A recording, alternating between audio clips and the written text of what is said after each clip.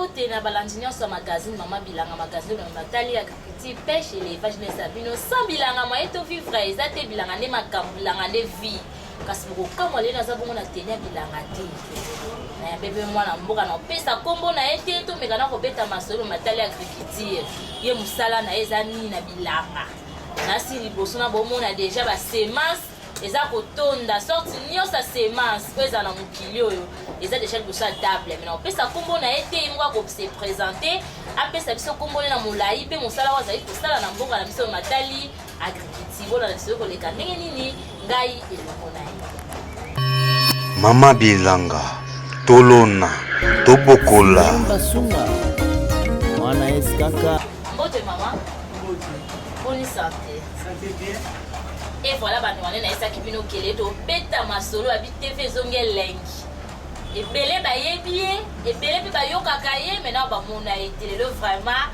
bomona ye vraiment Mama Bilanga yambe bino ye mwa pesa biso kombo na ye pesa biso kombo na molai pe ozali kosala nini vraiment na mboka na biso ya République démocratique du Congo.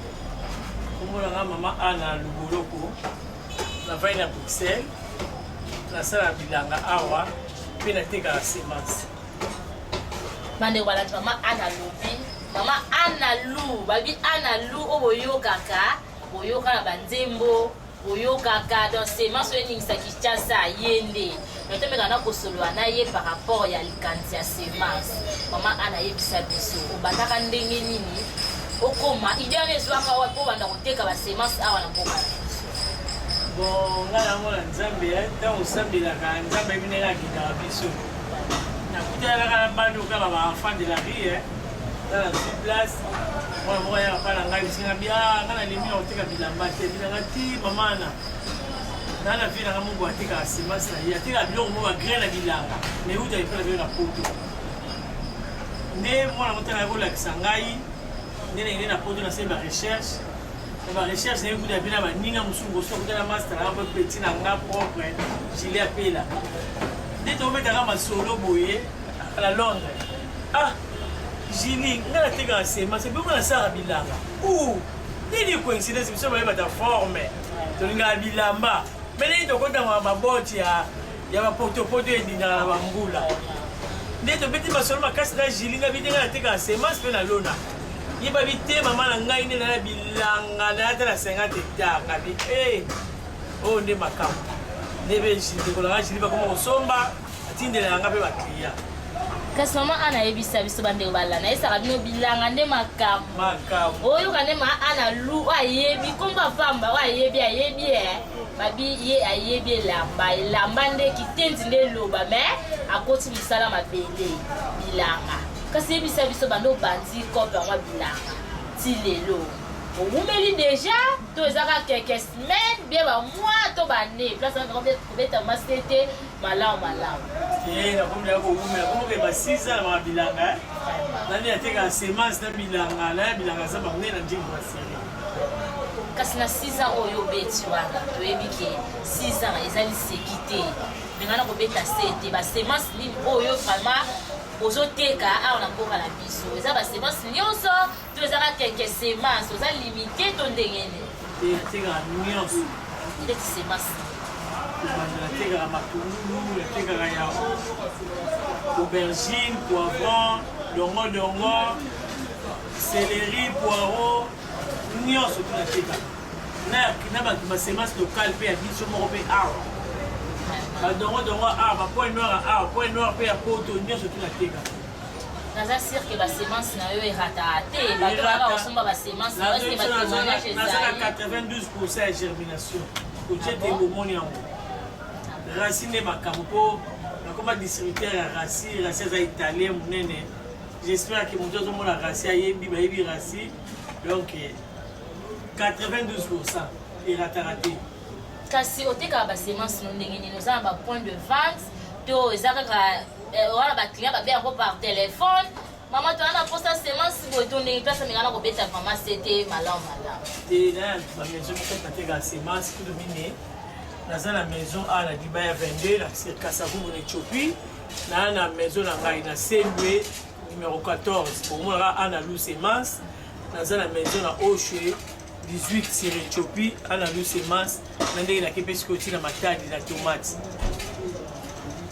Et voilà maman ana lobby azati na matadi. Ah. Wa makase mama bilanga eza facile te babi. Moi ça makase nde baye bakena bilanga. Donc bango nde baza basi moko bakonzambo bapatia bango maboko ba basi na kati ya basi.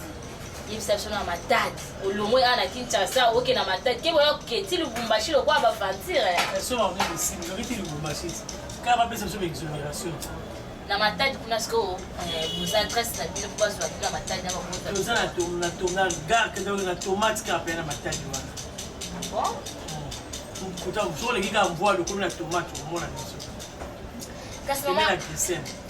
kasi mama ana yebisa biso lisolo za kokoba se kokoba yebisa biso na ndenge osalaka osomba basemence noko banda na poto eya awa eske eza na kokoso moko ezwaka yo te na nzela basemence po ekoma awa to ndenge nini to eyaka na facilité so nalobi naloba nakosa mabepe ya lisolo donc na aéroport na biso nayebi te so tovivre na bandoki to bandani puisque na mundele kutu apetekela so basemence ya biso atekaka semence na Cameroun, Congo Brazza, Gabon, tout est état agricole et foutaka eloko te. Mais awa na Congo penda na mboka na biso Congo balingi komona elongi ya semence te. Soko keyo sote mo exonération na ministère de l'agriculture bapesaka te. Na finance bapesaka na bango te, bakosa te. Donc nazoyeba te on a beaucoup de pays là on a peut-être mon condition à hôtel émission oh Félix Tshisekedi biso dans la Bruxelles quand on les actuels babi sapimo sur la longité oui liboko mo bimam de sur la longue boy de biso to ça biso to senga mbongo te musala bilanga ne mtu ba chinois lelo so ba koma premier na monde bilanga mawa boya ka babima basala bilanga lelo mboka na bango evansa ba koma ka Chine ba chinois mais pas babima boy leki bilanga te siko biso po bloquer kitantalo soki bilanga ekoti na place opesa o ba député ba 500 tracteurs ba 500 jeep mais soko pesi 500 tracteurs to yebite so bilanga ekoma ndeni lelo eleki bilanga ezate ya leli bu mais biso to poto ko yabo douane ba bombe na aéroport ko ba mona longino te oh donc ba mona ku de longino ba ko ya tala mo linzanza semence o leka te kasi mama ana yebisa bandeko balata mama bilanga lobaka o ngana lobaka ngana loba na ngana yebisa bino na otika oloba deke solution mambetali bilanga ekozwaka mpo esanga nde na otika na otoloba bien semence babi bilanga toluka développement mboka ya biso vie sociale donc eza kaka na basemence po mema toloba bien awa mpo eya awa po ekomaka bapays mosusu bafutela yango badwane te mais biso awa donc soki oza mbongo te ebimaku te mais il s'est sonné à Anna. Donc on a mon yoya na ba conteneur. Pour on a 4 maisons, on a 3 maisons la vie province de Kinshasa plus ça matadi. Siko bana simana. Oza ba partenaire, o ba tsaka o maboko. To ministre agriculture ayebi yo déjà yamba yo atana bureau na ye to ndengeni. Il a bon poser le ministre agriculture ayebi ngata yamba pe nante. O ude ko lekande a bengisa ko bengisa biso pour la barrer pour export. Mais toujours bien solution le romo de on dirait ba yiba absolument yele de na ko pour te bénéficier les logos teti les donc comment on va chez na bango donc nande ba longo la ki de tse we ba maman mais est-ce que ministre ba siko est-ce que oyebi ata kombo na ye oyebi tina na mona tina ko ko sa ta makambo et voilà tout ça ko ba se ko ba de balandeza pasi pe mawa hein papa bilanga ministre agriculture ngabengaka yo papa bilanga bato bazosala mosala bilanga bamwa bango ya kotia maboko atiki poto mais ana posa kaka lokumu ya mboka na ye emata aya koteka basemence na ye awa mais tracasserie nga babengaka tracasserie toko ekoma eza facile te ayaka na bacontener na badifficulté azokutana nango yango te mama ana yebisa biso message na yo vraiment eza nini na balanjo baolanda biso nanu avant tokenda na bakonzi ya mboka me balanjo na baolanda biso ebele mpe bana bandako bayebi te bakozwa ndenge nini adresse na yo eza wapi meka na kopesa nimero ya telefone na adresse na adresse na biso bato bakanga biso baye na CB numéro 14 na Kalamu na Oshe 18 Kasavu sur Éthiopie na Dibaya 22 sur Éthiopie. Numéro de téléphone c'est 0 85 16 46 255. À répéter sous 0 85 16 46 255. Pour vous avez besoin de semences, balukapo makamunde yango bilanga nde bilanga. Et voilà tout le monde qui a mis sur la soupe. On est à travers un système de vidéo. Quand on a mis maman ana kosi na ye azui keke wata ba semence atie wa ba loba kate ka ngote. Donc to zo na image moko tala ye mona dépôt na ye. Ndenge ateki la ba semence nous mona ke stock eza dépôt na ye osaka na te semence donc semence ndenge semence. Donc surtout tala ngana bino to landa ye moko na kata dépôt na ye. La maison est là, que la semence, on est là, quand on a bientôt la image. Maison Analou semence, jamais érataé. Racine Makamou. Balali. Mama Bilanga, Tolona, Tobokola. Voilà, maman Analou, il y a un message na yo ya suka pa ba kutambuka pe mwa mbote na bana poto ba Holanda yo et comme que to moni spécial na mbote te boye mwa mbote pe ça ba on bien un message no vraiment clé na mokonza mboka na ministre agriculture. On bosse bien kwa la vie lo ali bosso et pour la papa ministre et agriculture sunga vraiment. Pour les cambo, pour y avoir des tombeaux, la paix moussala la yo. Pour tous ça moussala, on dirait tous ça moussala té. Le premier ministre, le Seigneur est au continent biso, au souma biso. Pour tous ça la moussala au point de tombeau là, boka. Mais on dirait tous ça de l'autre côté. Tu es né lambaté, tu es pas de tête. Dans la tigre forme, la tigre me montre la chair pour somba. Au jour moment où quand ils sont bons, ils n'ont pas au ça moussala boka. Kasi papa oyoka moke conteneur omona eza nango ka 15 000 mais bafuti oyo na 14 000. Est-ce que c'est normal? Na bamboka mosusu biloko efutaka douane te boyede biso bosunga biso ate mo papa président Tshisekedi ayokela biso na mawa kote wana po soki nalia wana kolobaki so na bina kosa nayebi te mais bakeka kotuna douane le plus cher du monde ya na Congo. Siko na Congo yango ya biso on est battu la taille, battu ça t'a donné la mituka, pour mituka là il est au personnel. Mais où est le Congo il est mort.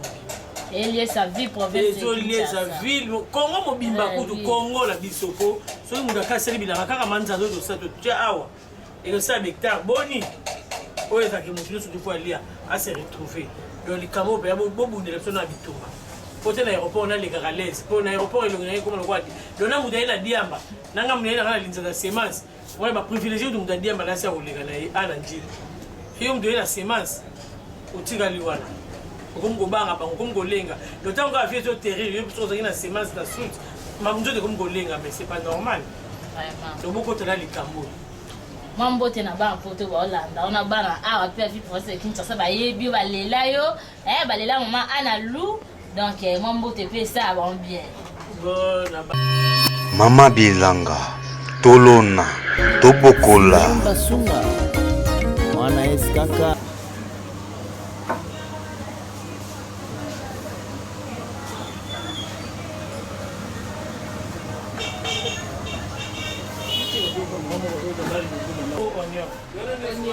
Maintenant, si on a un peu ça, la semence, on ça un mois, 2 mois. Mais pour tout ça, la campagne à semence. Il a monté bientôt. Normalement, il a partir à mois de juin. Mais de déjà parti en mois de février. Parce que les professionnels ont fait une campagne calaté.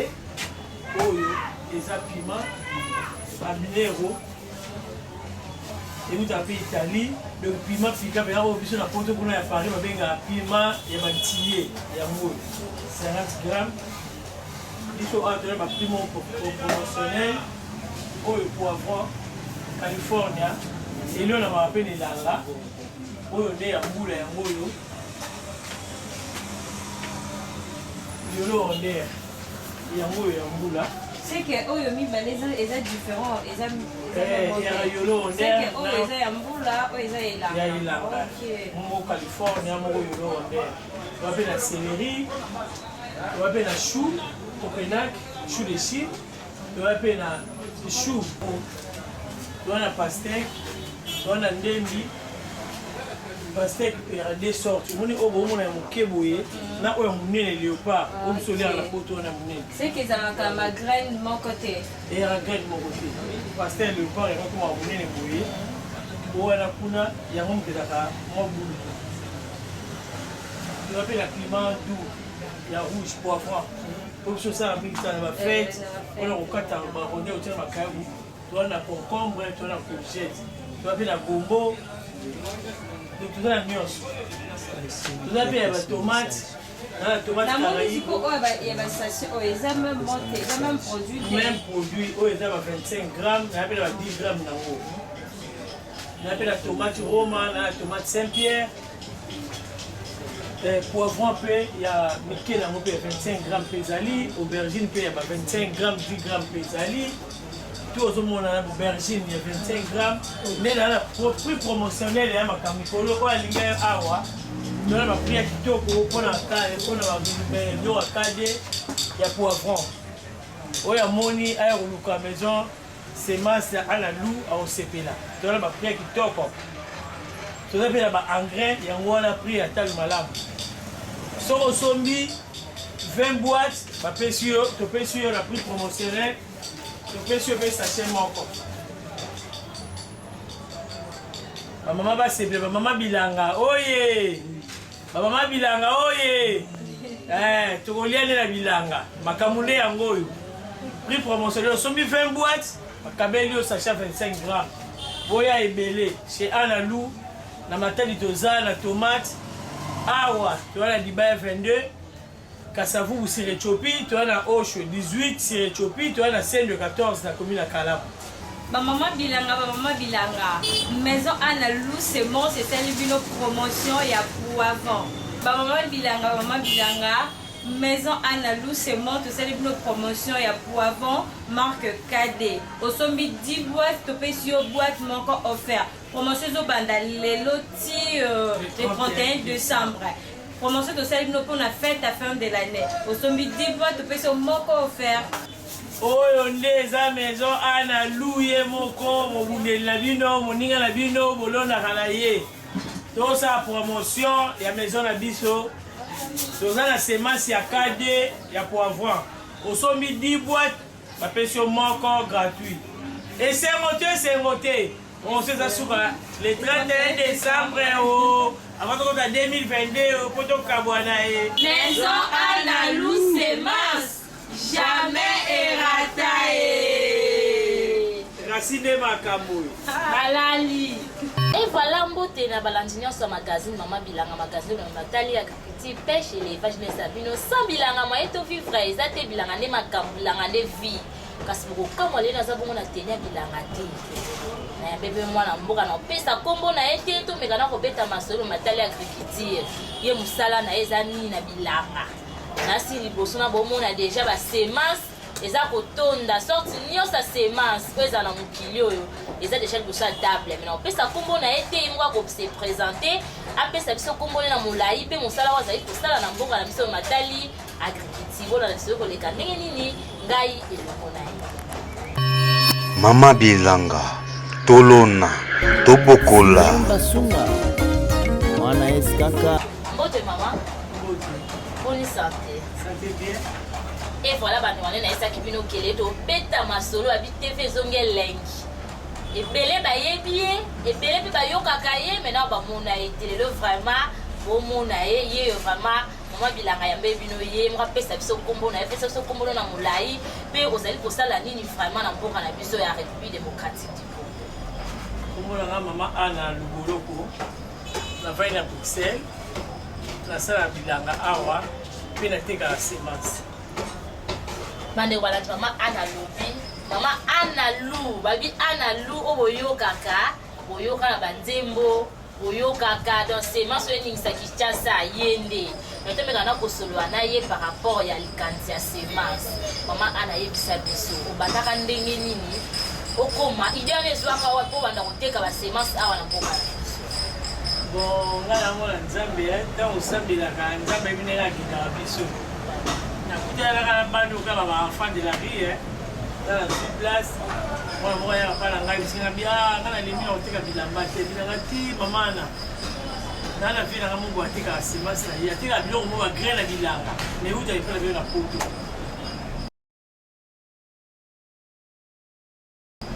ne mwana motana ko la kisangai nene na poto na semba recherche ba recherche ne kuda bina ba ninga musungo so kuda master un peu petit na nga propre gilet à pela dès to metaka masolo boye à la Londres ah gilet ngala teka semence c'est beaucoup na sara bilanga ou nini coïncidence biso ba ta forme to linga bilamba mais nini to kota ma boti ya ba poto edinga na bambula dès to petit masolo makasi na gilet nga bidinga teka semence pe na lona yiba bite mama na ngai ne na bilanga na ata na 50 hectares bi oh nde makambo nebe jili ko la jili ba komo kosomba atindela nga pe ba client kasi mama ana yebisa biso bande bala na esaka bino bilanga nde makambo oyo kane ma ana lu ayebi komba pamba ayebi babi ye ayebi lamba nde kitenzi nde loba mais akoti misala mabele bilanga kasi yebisa biso bando bandi kope yango bilanga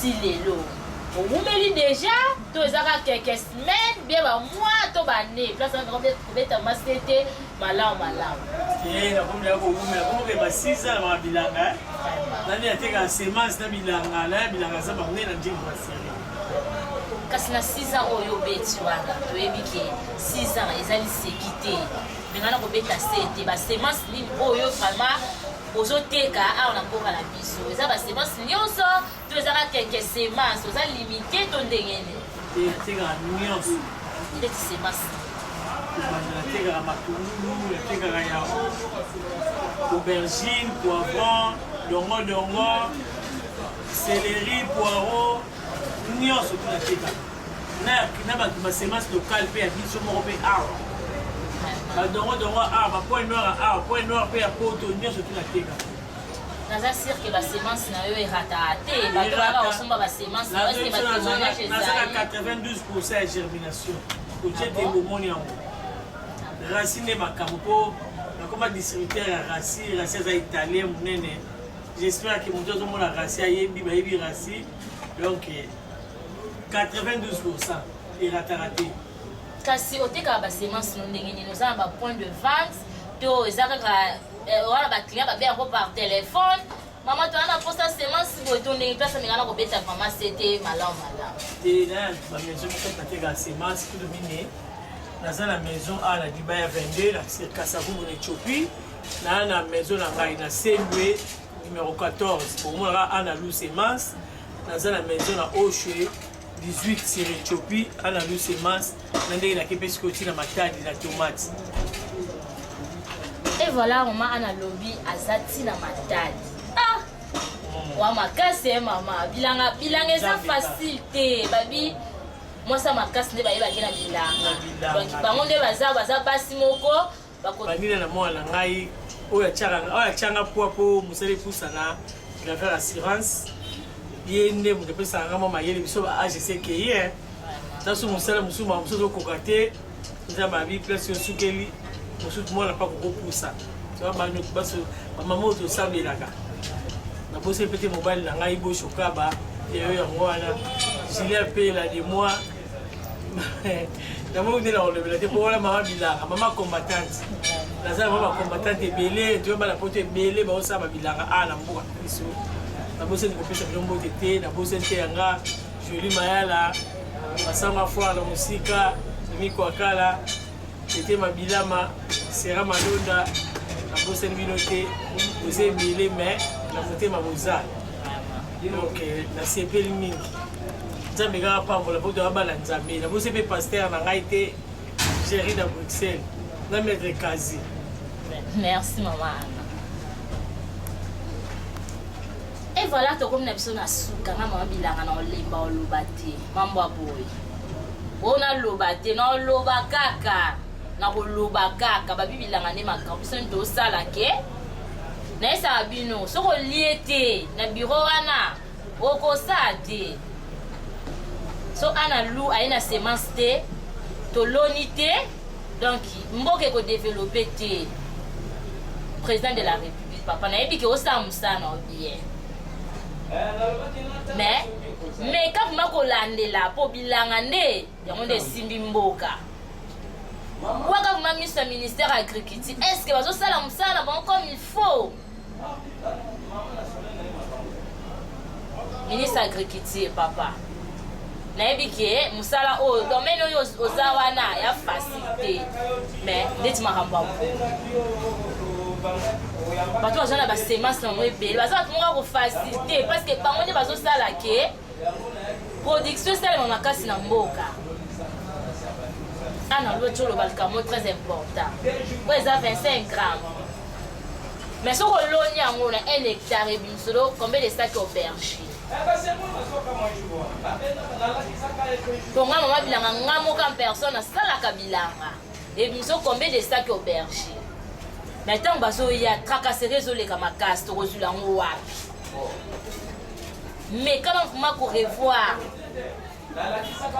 kaba maman ba rote ka ba semence na ba. Ba na ba conteneur. Pour ceux qui déjà 25 grammes combien attend la valeur à 500 francs. Maman ozo sa bilanga na ye.